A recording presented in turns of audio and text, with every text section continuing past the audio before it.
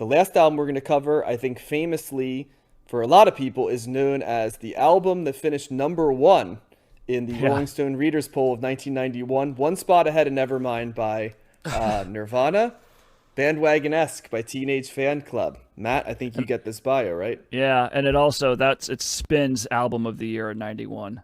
Correct. So Yep. there you go. Yep. All right. So Teenage Fan Club, Bandwagonesque. In the opening montage, you heard a clip from The Concept, and now you're going to hear a clip from Star Sign. All right. So Bandwagonesque from Teenage Fan Club comes in at number 213 of the 1990s on Best Ever Albums, number 21 in 1991, number 1,113 of all time. It is Teenage Fan Club's highest rated album on Best Ever Albums. Did not make Rolling Stone's list, so that's 0 for 4 tonight in Rolling Stone. They didn't really care for these records that we're covering. And Teenage Fan Club is ranked number 454 of overall artist rankings on Best Ever Albums.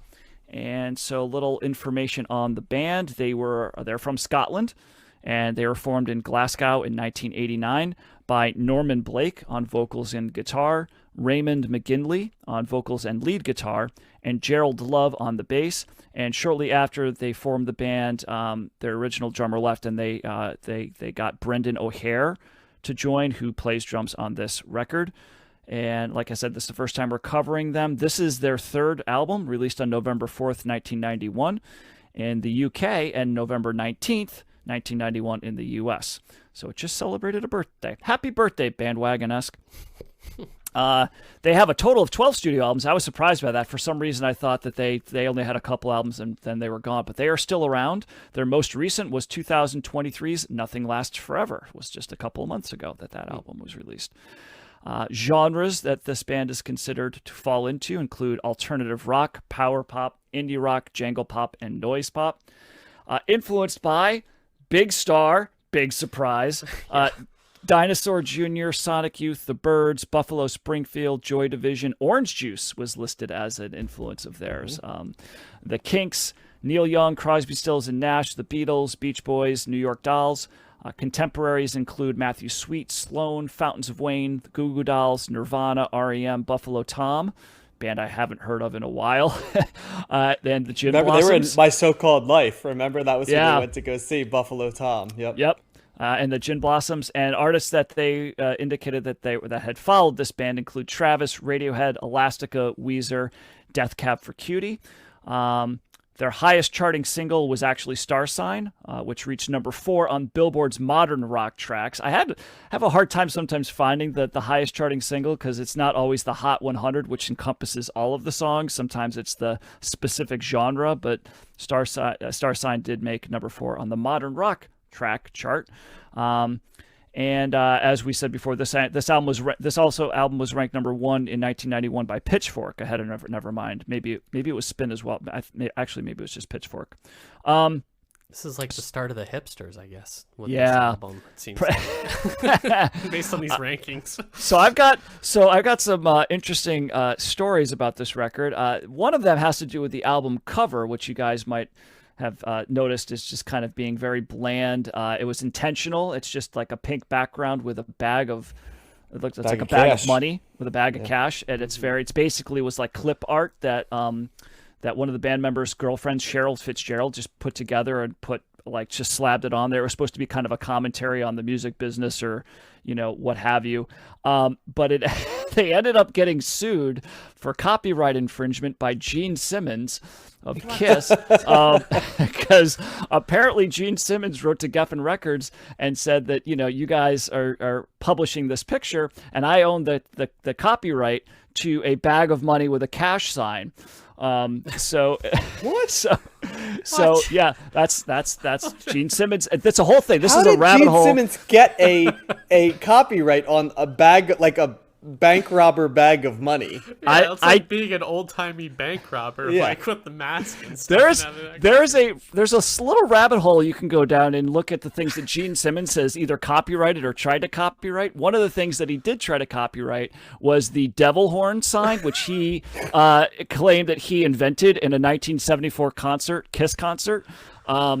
He later withdrew that petition though, or that application. So, But yeah, so I just love this quote. He's like, the guy, the band member's like, I just had the idea to do the exact opposite and make the cheapest sleeve ever configured. I use a free to use Microsoft clip art image. Geffen, our American label, hated it. I don't think our other guys in the band liked it either, and we ended up getting sued by Gene Simmons, who claimed to have trademarked bags of money. So I'm trying to produce the cheapest sleeve possible as some kind of comment on the music business, and we end up getting sued by Gene Simmons. I said to our lawyer, can we just tell him to fuck off? He said no, so we gave him $500 in a credit. What? So this made me like, yeah, he didn't even get much money. It was like $500 is what they had to pay him. So there you go.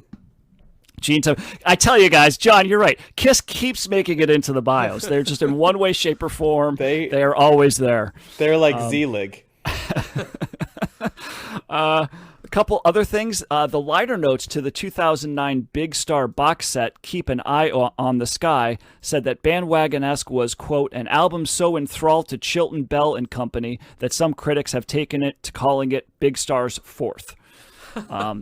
Ben Gibbard for Death Cab for Cutie released Bandwagonesque, which was an album covering all 12 tracks of this release, and noting that it was his favorite record by his favorite band of all time.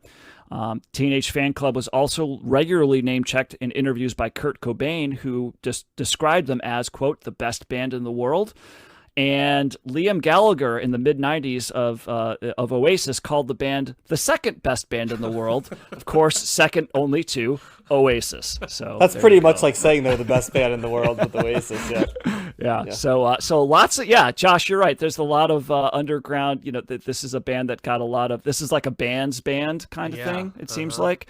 So, and they're still kicking. So, let's go. I think I went with, did I go with John before? Or I don't know whose turn is Josh. It's your turn, I think. I think John goes first. Yeah. All right, John, you go first. I don't care. What do you think, John? Well, this album kicks ass, is what I think about this album. This has so many things I like. It's somehow every one of those bands you read that it's like it was all of them in some ways or another. I'm like it's like how can you read this many bands and say yes to all of them along the way? There wasn't one where I listened to it and I'm like, nope, there isn't a part of that, because there is the power pop, right, of something like a Big Star, like all over this for sure.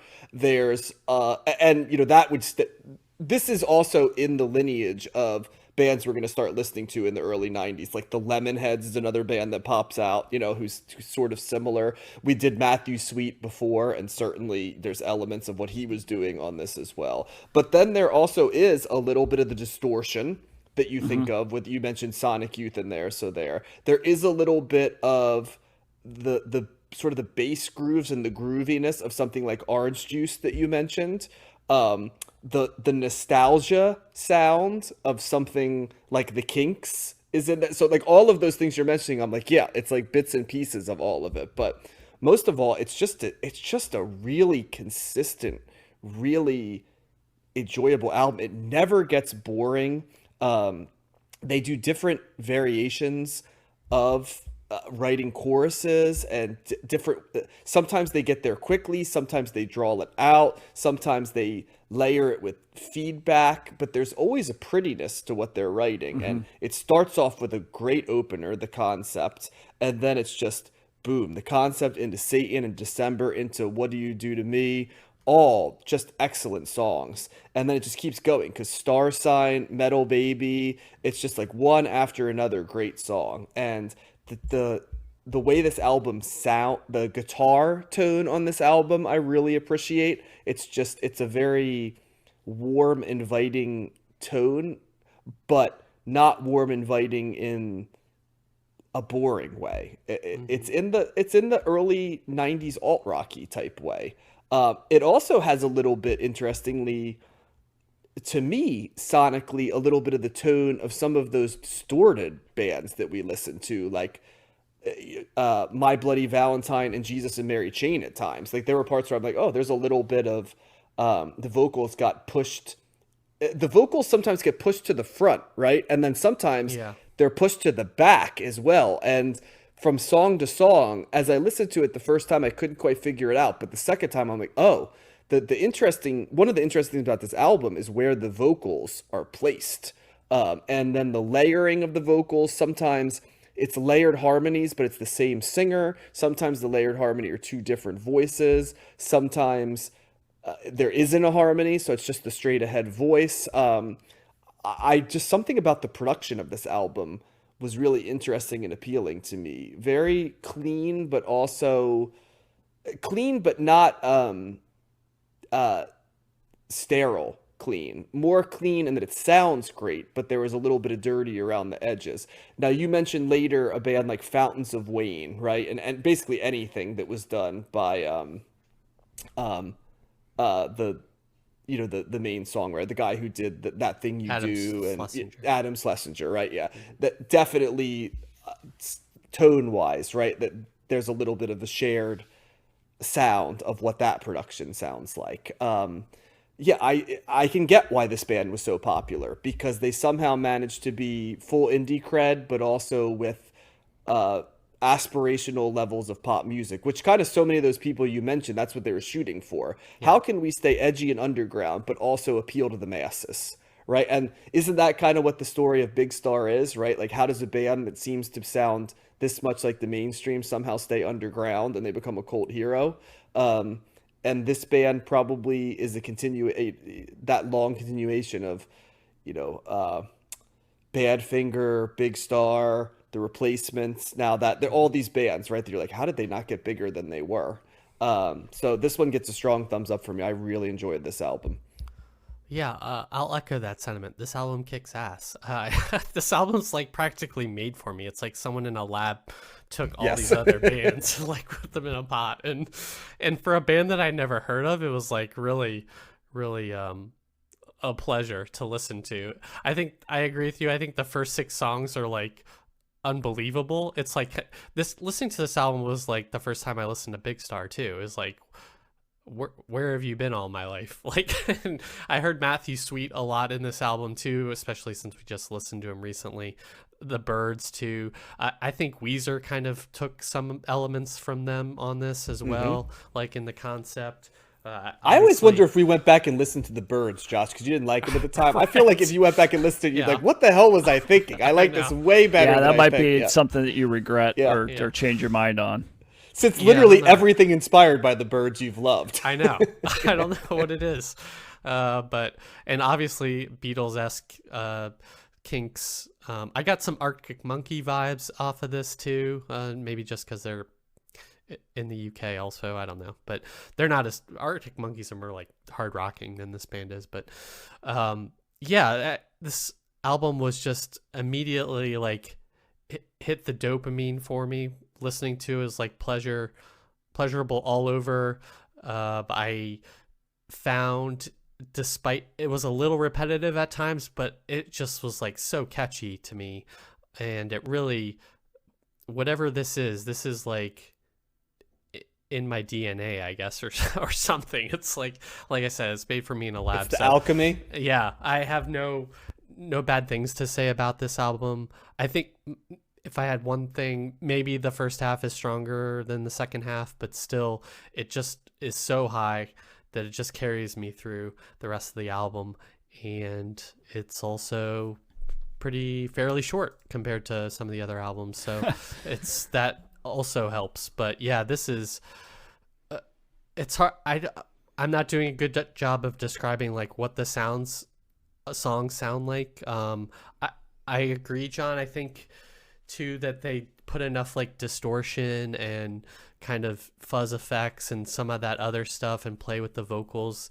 You were right about that. And those other bands that you love, that like they took the elements, Galaxy 500. Yeah, they took elements that enough of the elements from those bands, like just the right amount for me from those bands to like incorporate into their own, and for me to appeal to me on that level as well. So it's only like half-mast shoegaze, especially probably the reason you don't like the second half of the album is because it leans a lot more into that shoegaze. It goes a little less Big Star, a little bit more shoegazy, on the back end, which of course is that's why I didn't find the album to be repetitive, because I'm like, oh, there's this other chapter they're pulling over here. I do tell, like, this sound I also enjoy.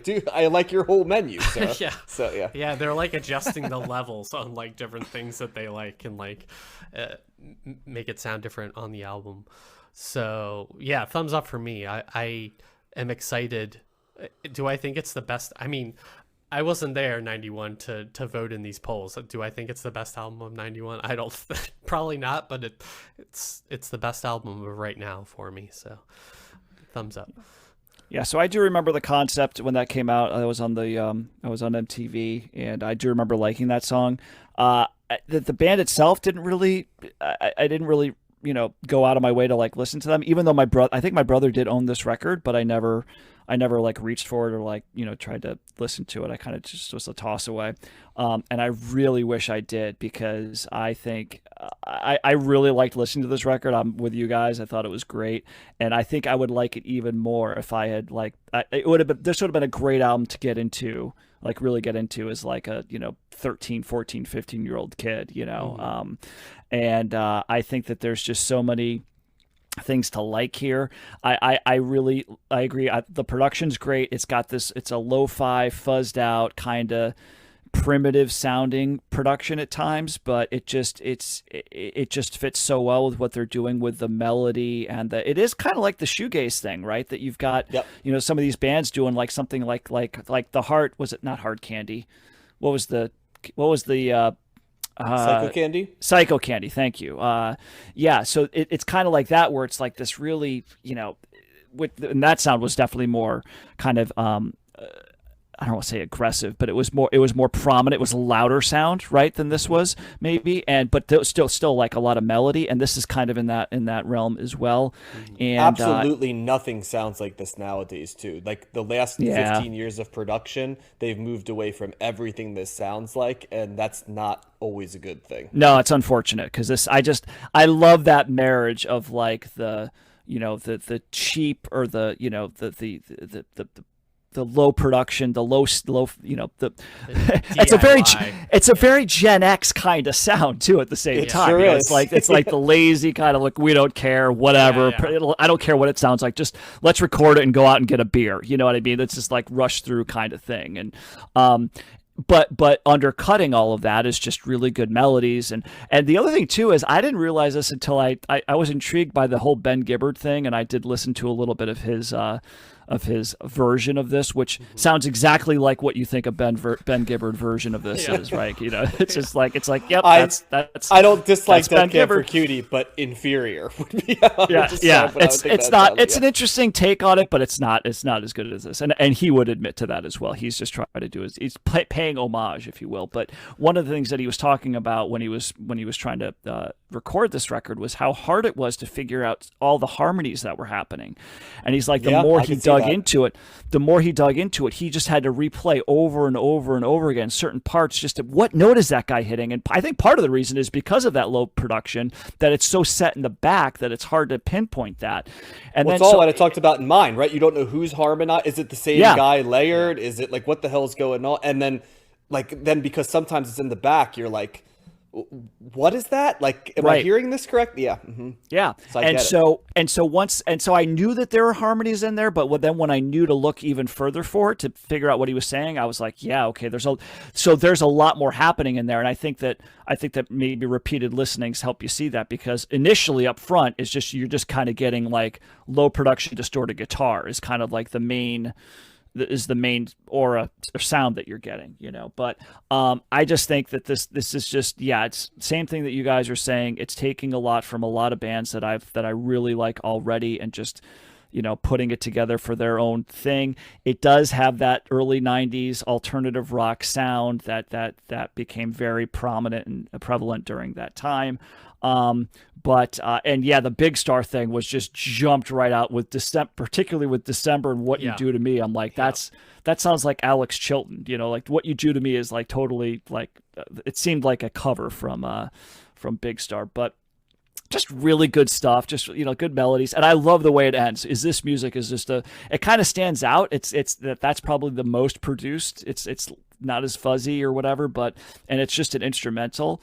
But it's got this soaring guitar part that's just, behind a driving drum part that is just very catchy and just a cool anthemic way to end the record, which is a little atypical for the sound that you were getting before. But yeah, I really like this, and I'm just looking at these other reviews. Do you know what Rolling Stone gave this?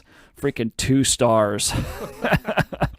Like, they were shut completely incorrect. I said earlier that it topped Rolling Stones thing, but I think I meant to say Spins. So Yeah. I'll clean my stack. Yeah. I think I have to maybe clean that up. But yeah, it was one of those other. I don't know if it was. I mean, I think people would probably go back and say, yeah, Nevermind's probably at least culturally more important than this. But this is a great record. Big thumbs up for me. Yep, and I think it gets its just due here because, like a lot of things, right? Like you'll hear there will be a good movie that wins Best Picture, but then something else everybody thinks should win, and then suddenly the narrative changes that like the movie that won isn't good, but it's like, well, you can think it shouldn't have won, right? But that a lot of times the movie that did win is still good. There's exceptions to that, but you know what I'm saying? It's kind of, Josh, you're probably the best person for that, right? And probably there's sometimes. But I'd have to think of an example because my initial reaction was no, you're wrong. In that. Well, I think analogy, of but- like in 1980, right? Like Raging Bull, everybody's like should have won Best Picture, but the other movies nominated were like Ordinary People and like Elephant Man and stuff, and like those are good movies. It's like you could think Raging Bull should have won, but like I think the narrative flips so far that people feel they have to like downgrade the thing that wins, The backlash, as opposed to just say, okay, you could think this is one, but it doesn't necessarily mean that some of the things left over are bad. You know? Just because Pulp Fiction didn't win in 1994 didn't mean that like The Shawshank Redemption that was nominated wasn't a good movie. You know what I mean? That's accurate. Yeah. I see what you're saying. Well, and these guys, and these guys were actually close with Nirvana. They toured with them and stuff, and they were both big. And I think even Dave Grohl today, like I saw clips from him and Foo Fighters talking about like when he was in Nirvana, he wished that he could write songs as good as Teenage Fanclub did. So he's like a big fan. Is an attempt to write a teenage. If you think about it, like the song "Big Me." Yeah. Mm-hmm. Like, couldn't you see that sort of being aspirational to this? Mm-hmm. Yeah.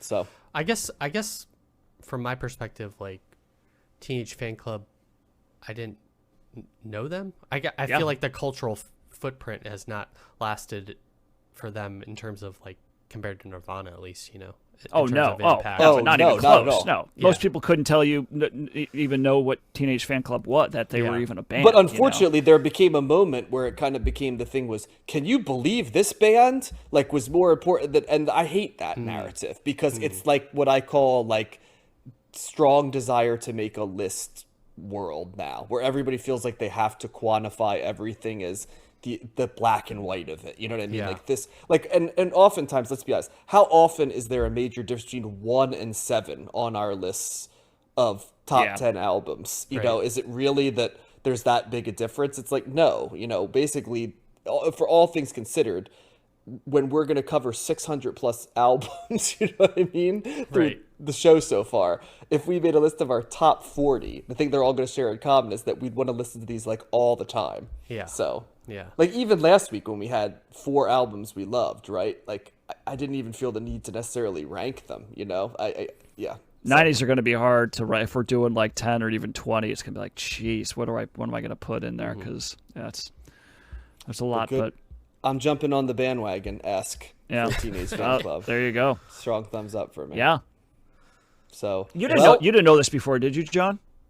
I had listened to bits and pieces of it, but I'd never listened to the whole. It's one of those albums where I'm like, why didn't I listen to this? And I'm gonna call that for forever and eternity the Fugazi rule. Like, how in God's name did I not listen to it? Just is almost impossible for me to think that I listened to so much music over the years and somehow didn't listen to like any of Fugazi, right? And I'd put Teenage Fanclub in the like, how did I? And Matt, I think probably this is like one of the biggest Fugazi rule things for you. Like, and I had the opportunity, like I said, I had the opportunity and I liked the concept. The album was right across the hall in my brother's room. I could, and I was like, exactly. And it wasn't like, Josh, you didn't know about it, right? Like it was right in your lane. No, I knew about like, them. Sure. Yeah. Yep. Yeah. Well, that's where it's like the Fugazi thing for me. It's like all these bands running in the same thing that I love. Like, I'll just ignore this one thing for no reason whatsoever. So Yeah. yeah. It was probably because of the cheap album cover that I was like, man, that's somebody's trying to rip off Gene Simmons over here. Yeah, your love of Kiss. It's even a cool band name. So it's Yeah. like, Yeah. I don't know that going for it. So, well, Matt, what